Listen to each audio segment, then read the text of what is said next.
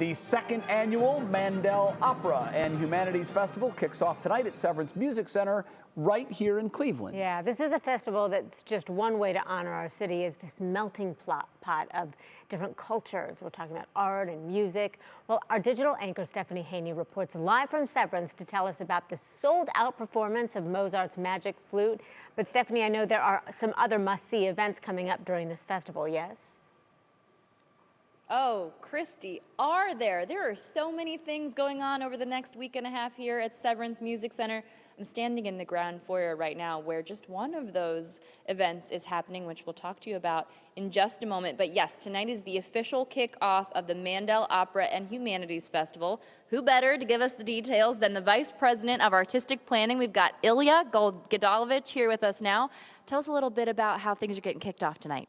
We are very excited. We have a very special event with Kai Bird. Kai Bird is a Pulitzer Prize-winning author who wrote the book American Prometheus, which is, of course, the book that the movie Oppenheimer is based on.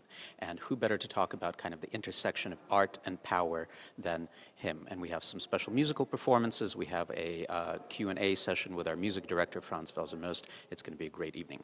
It's always interesting to learn that little bit of backstory. I bet a lot of you listening at home didn't know that that was the book that Oppenheimer was based on. So we got that blockbuster inspiration coming here. That event starts at 7 p.m. There are tickets still available, so make sure you check that out. Now tell us about the marquee event of the festival. Yeah, so every year we base our festival on an opera. And this year it's probably one of the most famous operas that has ever been written. It's Mozart's Magic Flute. And it's especially special because this is the first time since the pandemic that we're actually staging it. So the orchestra isn't on stage, they're in a pit, and then on stage you have sets, you have costumes, there's puppets, because this is sort of like a fairy tale for adults. It's really, really special performance. And I have heard great things about the intricacy of those puppets, by the way. So if you get the opportunity to come out here and see them, you're a very lucky person.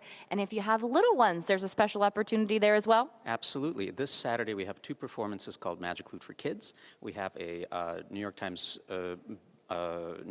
best author named Chris Roshka, and he's going to be coming and reading a book that he actually wrote based on the Magic Flute, and we're going to have some of his illustrations portrayed in the background. There's going to be some music. It's going to be a great time.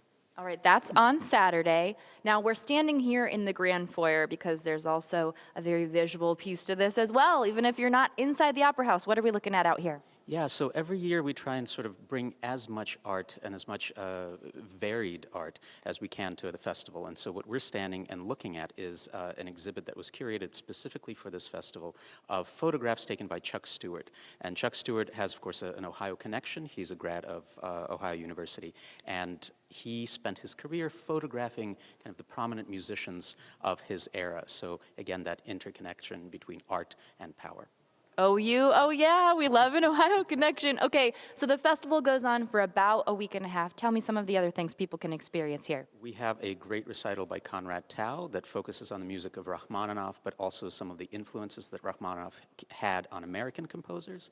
We have Terence Blanchard, who's probably one of the most prominent jazz trumpeters of our time, coming here with his jazz band and doing a wonderful performance next week. It's really a packed week and a half for us. All right, Ilya, thank you very much for giving us the rundown. So those are the details.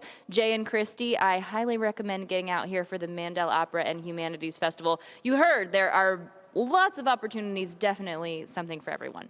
Very good. Hopefully they get great crowds out there. Stephanie Haney, thank you. We appreciate it.